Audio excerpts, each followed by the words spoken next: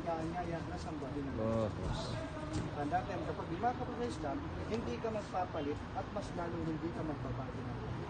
Ikaw ay manununod. Masya. So sa pamamagitan, Pastor, gagayahin mo lamang ako, no?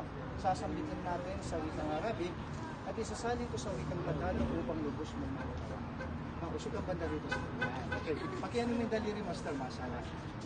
Mapapadalas kami doon sa restaurant nyo, Kasi masala. kanina lang kasi pinag-usapan namin, tinanong niya sa akin paano daw magbalik Islam.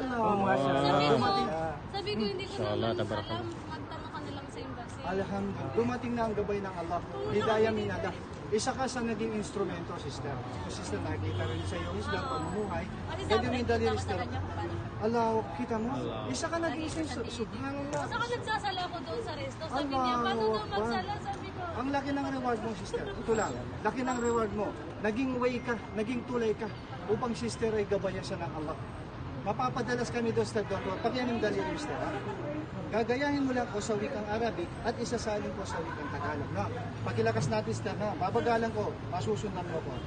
Asyhadu Asyhadu an la an la ilaha ilaha illa illallah Allah. Allah Wa asyhadu wa asyhadu anna anna Muhammad Muhammad Rasul Rasul Allah. Allah. Tagalog, sister, para lubos mong maunawa na ako ay sumasaksi Ako ay sumasaksi na wala ng ibang Diyos na wala ng ibang Diyos na dapat sambahin na dapat sambahin maliban sa Allah. maliban sa Allah.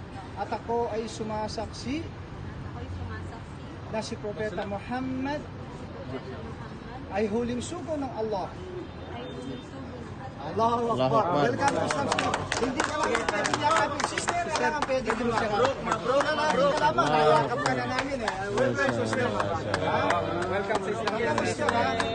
Ito ang pinakamagandang desisyon na ginawa mo sa iyong buhay.